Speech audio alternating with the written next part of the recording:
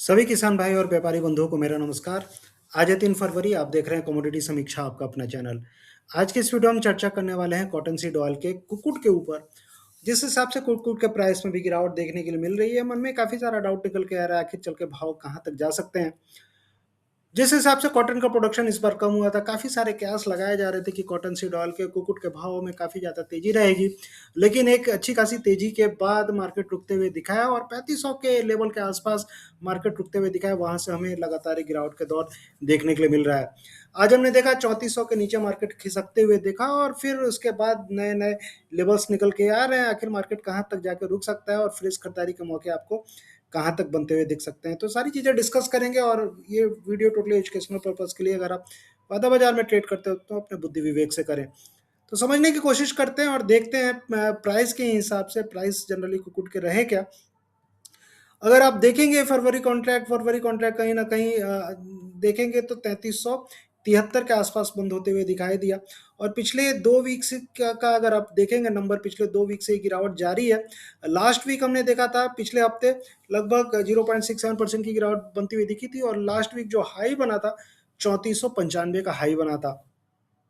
3495 95 के बाद मार्केट लगातार गिरते हुए दिखा और अभी इस वीक में अभी सोमवार है, कल भी मार्केट ओपन था संडे को बजट के चलते 1.20% की गिरावट देखने के लिए मिल चुकी है और मोटा-मोटी तौर पे देखा जाए तो जो हाई बना था 3495 से अभी मार्केट ₹100 से ज़्यादा की गिरावट अभी मार्केट में हो चुकी है। तो मार्केट अगर गिर क्यों रहा है? तो सबसे बड़ी बात है, मार्केट गिरने का एकमात्र कारण है, मुझे लगता है ऐसा, कि मुनाफ़ा वसूली हो रही है मार्केट में, क्योंकि टेक्निकल्स चीज़ें आपको कहीं न कहीं मुनाफ़ा वसूली के लिए भी प्रेरित करती हैं।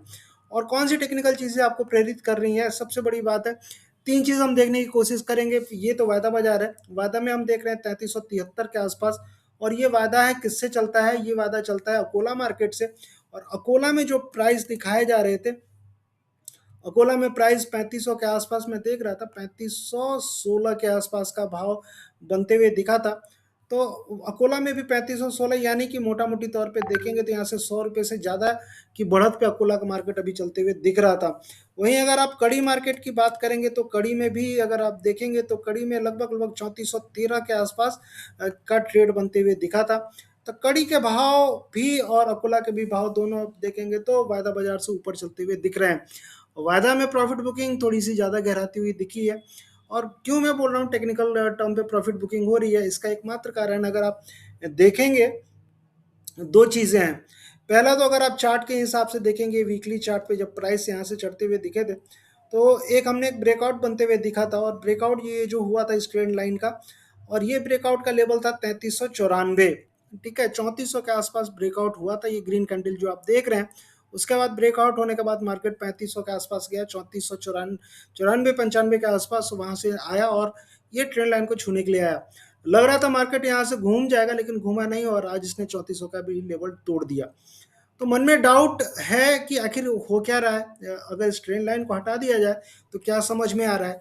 इस ट्रेंड लाइन को अगर हटाएँगे तो ये समझ में आ रहा है कि मार्केट जो पिछली बार जो गया था 18 अगस्त 2025 को जो हाई बना था, 3495 का हाई बना था और वही हाई अगर आप देखेंगे तो अभी 27 जनवरी के आसपास का जो वीक है, इसमें भी आपको जो हाई बना है 3495 का हाई बना है। तो यानी कि ये हाई और ये हाई दोनों सेम है और इस हिसाब से एक तरह से ये डबल टॉप जैसा बनते हुए दिखा है।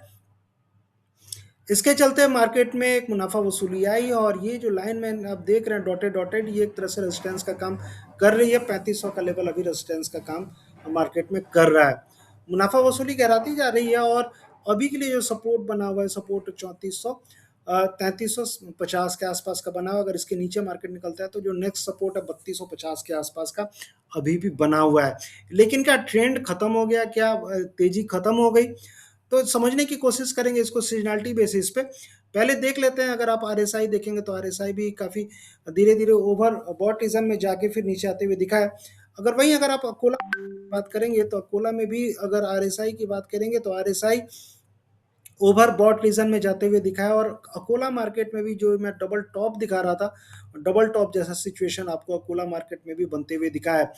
तो अकोला मार्केट में भी डबल टॉप, फ्यूचर्स प्राइस में भी डबल टॉप और कड़ी का भी देख लेते हैं, कड़ी में डबल टॉप बना है कि नहीं। तो कड़ी में भी अगर आप देखेंगे तो एक तरह से डबल टॉप जैसा सिचुएशन 1 और 2 यहाँ पे बनते हुए दिखा है।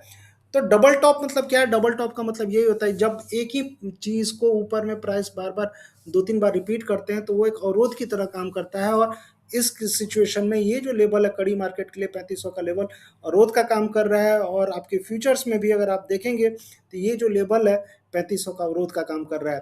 तो ये मुनाफा वसूली हो सकता है और गहराए आपको अगर आप सीज़नैलिटी के अकॉर्डिंगली जाके देखेंगे, सीज़नैलिटी मैंने निकाली थी पिछले 5 साल की और इसके हिसाब से मार्केट यही बताता है कि कॉटन का मार्केट जनरली जनवरी के बाद फरवरी में थोड़ा-सा डीप होता है कॉटन सीड ऑयल के कुक्कुट का मार्केट, तो उसके हिसाब से हो सकता है थोड़ी-सी डीप आए, उसके बाद फिर मार्केट आपको चढ़ते हुए दिखाई दे सकता है।